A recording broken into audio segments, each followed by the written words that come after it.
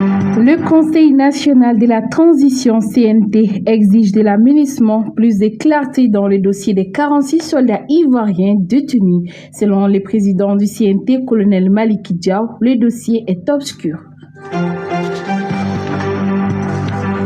Les 3 accusés de l'assassinat du docteur Ibrahima Angoiba, médecin gynécologue obstétricien au CHU.G et enseignant-chercheur, écopent la peine de mort. Un de leurs complices est condamné à 5 ans de réclusion criminelle et 4 autres accusés sont acquittés.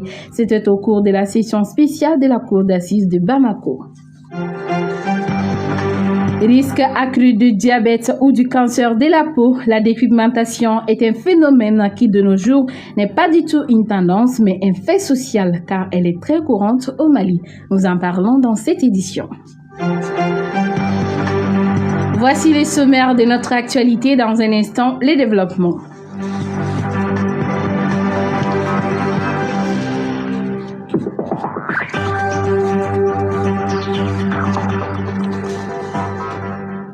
Mesdames et messieurs, fidèles auditeurs de la radio Baoulé, bonjour et bienvenue dans cette édition présentée par Awa Doumbia avec une mise en onde assurée par Fatoumata Sako depuis les studios gouverneurs Bilamou Sissoko. La conférence de presse du mois d'octobre de la Direction de l'information et des relations publiques des armées DIRPA s'est tenue ce lundi 3 octobre 2022 dans ses locaux.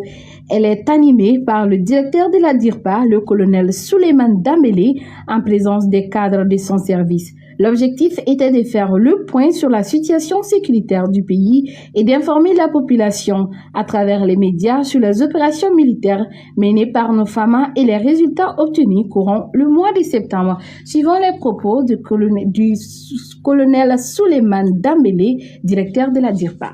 Il est important de préciser quelques points, notamment il y a eu l'intervention sur les médias occidentaux et précisément français, les velléités d'intox et de désinformation sur un prétendu affrontement entre FAMA et instructeurs russes. C'est du faux, c'est de la désinformation. Et il parle plutôt de Wagner. Nous avons toujours dit, les autorités maliennes, les autorités militaires, nous travaillons avec les instructeurs russes et nous le prônons et nous n'avons jamais travaillé avec Wagner. Quant à dire qu'il y a eu des affrontements ou bien un affrontement en Assongo entre les FAMA et ses instructeurs, c'est du faux. Donc, et comme je vous le disais tantôt, les exactions sur les populations à Niaouro, à Bouni, c'est des velléités d'intox de notre ami, ancien ami, qui veut à tout prix distraire les forces armées maliennes de leurs occupations, mettre la pression pour que la communauté internationale puisse s'accaparer de cette situation, parce qu'en parlant d'exactions pour les populations, ça va amener la communauté internationale à prendre le corps de cette situation qui est notoirement fausse, et c'est une occasion pour ces Français à vouloir amener la communauté internationale encore dans le giron Mali. Et ce que ces forces n'ont pas pu faire pendant 8-9 ans, que les forces armées maliennes sont en train de faire en si peu de temps, vous devrez comprendre que cela réveille des velléités à vouloir mettre en cause cette montée en puissance des forces armées maliennes en nous amenant vers des exactions qui ne sont pas et qui n'ont jamais été. C'était le propos du directeur de la DIRPA, colonel Souleymane Dambélé, lors de la conférence de presse du mois d'octobre de la Direction de l'information et des relations publiques des armées DIRPA qui s'est tenue ce lundi 3 octobre 2022. 2 personnes meurent en service aérien commandé, y compris le pilote, et un personnel au sol. 10 personnes sont également blessées au sol, parmi lesquelles 2 civils blessés légers et 8 militaires, dont 2 graves. C'est le bilan du crash d'un avion MiG Su-25 de FAMA lors de son atterrissage à l'aéroport de Gao ce mardi 4 octobre à 9h26. L'état-major général des armées qui donne l'information rassure que la promptitude dans la réaction des hommes et leur mobilisation confirme le niveau élevé du moral, de l'engagement et le professionnalisme croissant des forces armées maliennes de défense et de sécurité nationale. Le Conseil national de la transition CNT exige de l'aménagement plus de clarté dans le dossier des 46 soldats ivoiriens détenus au Mali.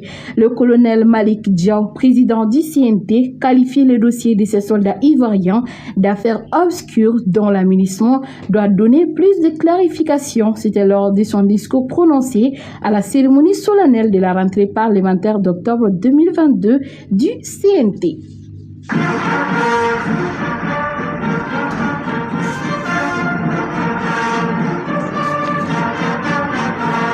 Au nom du CNT, je remercie le président Dansang Kourouman pour cette belle adresse dont il vient de nous gratifier. Merci beaucoup, chers frères, et bon séjour parmi nous. Mesdames et messieurs, à présent, je vais procéder à l'ouverture de la session. Monsieur le Premier ministre par intérim, honorable Dansang Kourouman, président du Conseil national de transition de la Guinée, mesdames et messieurs les membres du gouvernement, messieurs les représentants des familles fondatrices de Bamako et des autorités traditionnelles et religieuses, je vous réitère la cordiale bienvenue à cette cérémonie d'ouverture de la session ordinaire d'octobre 2022 du Conseil national de transition. Je vous exprime, au nom de l'ensemble des membres du CNT et du personnel parlementaire, ma profonde gratitude, car votre présence à ces lieux, au-delà de toute autre considération, marque l'intérêt constant que vous accordez à notre institution. Mesdames et messieurs, Frantz Fanon nous enseigne que nous ne sommes rien sur cette terre si nous ne sommes d'abord les esclaves d'une cause, celle des peuples, celle de la justice et celle de la liberté. En ces moments solennels, je voudrais magnifier l'ensemble des autorités civiles et militaires de la transition dans le combat qu'elles mènent au quotidien pour la cause malienne, c'est-à-dire redonner au Mali sa dignité et sa place dans le concert des nations. Je tiens particulièrement à saluer le leadership et la clairvoyance du président de la transition, chef de l'État, son Excellence le colonel Assimi Goïta. Nous sommes tous témoins que malgré les multiples soubresauts et adversités auxquels notre pays est régulièrement confronté, le soldat Assimi Goïta n'a pas été désaxé d'un iota et il ne sera sûrement jamais. C'était le propos du président du CNT, colonel Malick Diaw, qui exige de l'aménagement plus de clarté dans le dossier des 46 soldats ivoiriens détenus au Mali. La dépigmentation cutanée cosmétique est une pratique largement répandue chez les femmes noires en Afrique. Elle se caractérise par l'usage de produits dans le but de s'éclaircir. Madoumbia s'est intéressée à ce sujet. La dépigmentation, ou appelée tchatchouli par certaines personnes, est constituée à utiliser les produits cosmétiques dans le but d'éclaircir la peau. Le teint clair est devenu un critère de la beauté et le signe d'une certaine instance sociale. C'est pourquoi nombreuses femmes noires cherchent à se dépigmenter, un phénomène qui a pris une ampleur considérable dans les 30 dernières années. Pour Aminata Fane, c'est son entourage qui l'a poussée à avoir un teint clair. J'ai commencé à me dépigmenter à cause de mes amis. Elles m'ont encouragé que personne ne me regardera étant noire. Et j'étais d'accord avec elles parce que mon copain ne me regardait pas. Il m'a même avoué qu'il a une faiblesse envers les peaux claires. Pour ne pas le perdre, j'ai commencé à utiliser les produits pour avoir un teint clair. Les conséquences sont nombreuses plus que nous l'imaginons. Certaines causes sont citées par le docteur Fanyama Damele. C'est-à-dire les produits cosmétiques peuvent être également à l'origine d'un risque accru de diabète et d'hypertension. Parce que le diabète et l'hypertension, les personnes seront exposées à ça. Et aussi, il peut y avoir des complications rénales comme des complications neurologiques. La plus grave des complications, c'est le cancer de la peau. Force est de constater que les cancers de la peau deviennent un peu fréquents maintenant.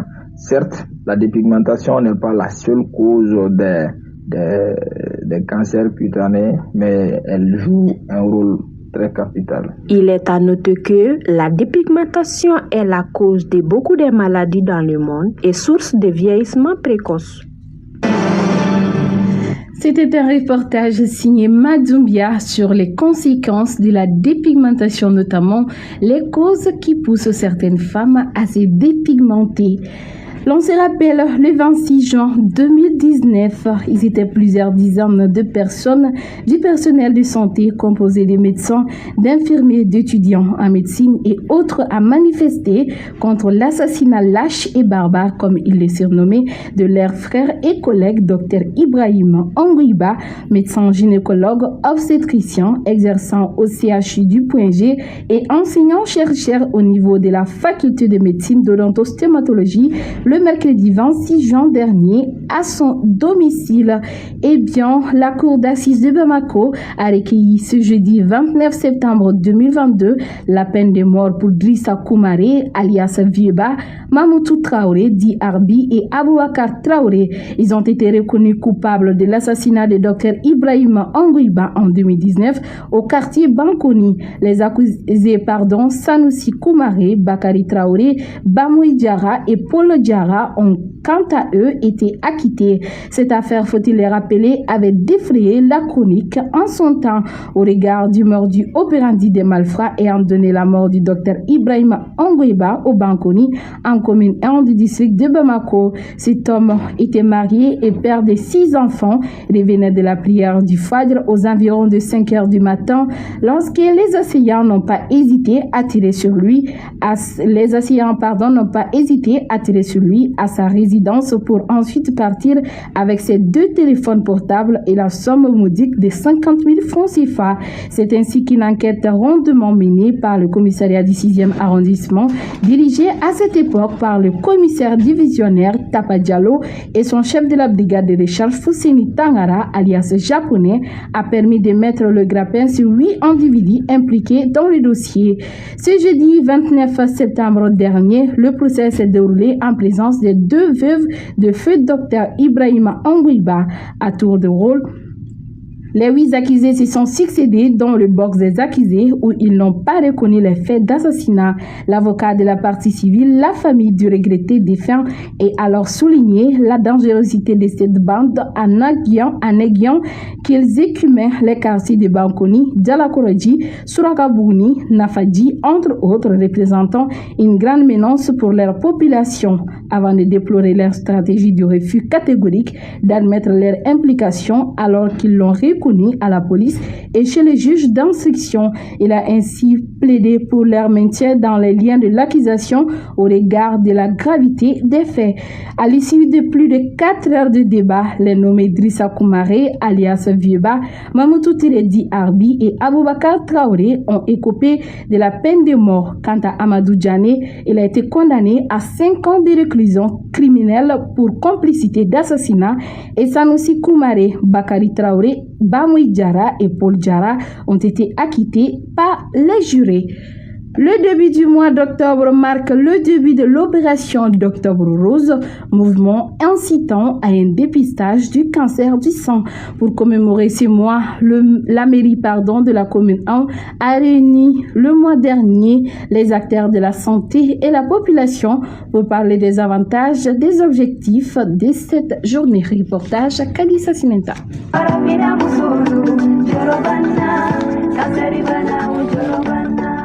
Octobre Rose est un mois pour sensibiliser au dépistage du cancer du sein. Tous les ans au mois d'octobre, ce sont des milliers de personnes qui se mobilisent pour lutter contre le cancer du sein. Pour cela, la mairie de la commune 1 de Bamako a réuni les acteurs de la santé, la société civile, les acteurs politiques et administratifs, ainsi que les médias pour parler de l'organisation de la dite journée. Dr Bourama Diarra, coordinateur des médecins directeurs de CESCOM de Bamako et syndicaliste. Aujourd'hui, le problème que nous rencontrons aujourd'hui, c'est un problème de communication, c'est un problème de sensibilisation.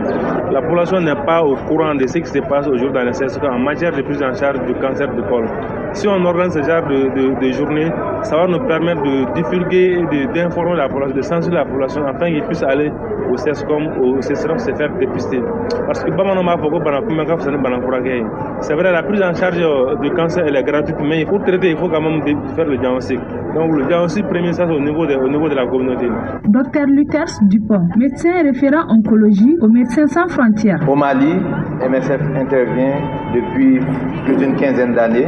Maintenant, la coordination a été toujours à Bamako, mais en termes de projet, nous étions en dehors de Bamako. Depuis 2017, dans leur assemblée générale à Paris, ils ont décidé que les cancers représentaient un phénomène social, un phénomène de santé. Donc ils ont décidé, en dehors des épidémies et des catastrophes, MSF allait intervenir dans ce domaine. Donc ils ont envoyé leur équipe pour faire un peu de prospection dans les pays où MSF existait déjà.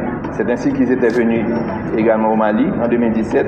Ils ont pris contact avec plusieurs personnes et ils ont retenu 2 pays, le Malawi et le Mali. La raison pour laquelle ils ont retenu le Mali, c'est parce que premièrement, il y avait déjà la volonté de l'État, la volonté étatique. Il faut noter que le cancer du sein est le plus mortel chez la gente féminine. Et la célébration de cette journée se tient ce 6 octobre 2022 sur le terrain principal de football de la commune 1.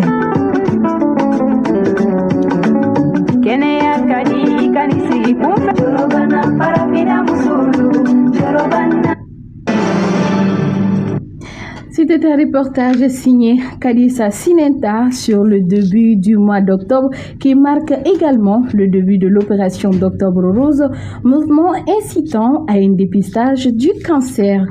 Et c'est tout pour cette édition, mais avant de se quitter, place au rappel du sommaire.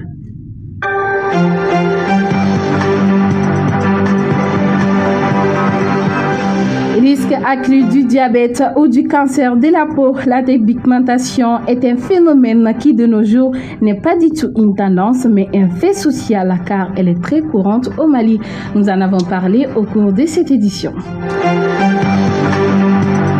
Les 3 accusés de l'assassinat du docteur Ibrahima Angoiba, médecin gynécologue obstétricien au CHU.G et enseignant-chercheur, écopent la peine de mort. Un de leurs complices est condamné à 5 ans de réclusion criminelle et 4 autres accusés sont acquittés. C'était au cours de la session spéciale de la cour d'assises de Bamako le 29 septembre dernier. Le Conseil national de la transition exige de l'amunissement plus de clarté dans le dossier des 46 soldats ivoiriens détenus au Mali. Selon le président du CNT, colonel Malik Diaw, le dossier est obscur. Merci à vous de l'avoir suivi. Nous étions en synchronisation sur la radio Fassonieta de Kati Faladje, la radio La Voix de Bosso Fala de Negela et la radio Selemoussani Samou à Sikolé dans les Wassolo. C'était une présentation d'Awa Doumbia accompagnée par Fatoumata Sako depuis les studios gouverneur Biram Sissoko. Bonne suite de programme à tous et à toutes sur la radio environnementale Baoulé à 16h pour notre édition Baoulé Soir.